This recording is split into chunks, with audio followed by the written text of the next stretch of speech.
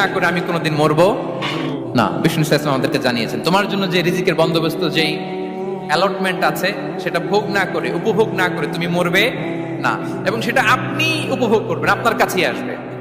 ধরুন আপনারা যে ফল আমেরিকাতে খান, এটা কি আমেরিকায় চাষ হয় ফল, নাকি কানাডা মেক্সিকো থেকে আসে?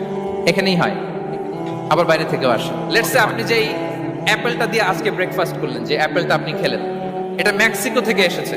ওই অ্যাপেলটা যখন কুড়ি অবস্থায় ছিল, মুকুল অবস্থায় ছিল, তখনই ওটার মধ্যে আপনার নাম লেখা।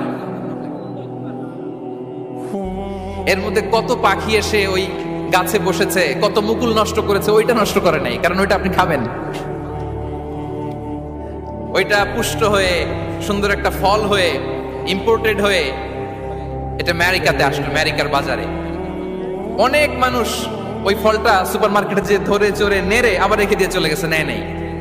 ওইটা সে খাবে না, কারণ ওইটা আপনার রিজিকে লেখা।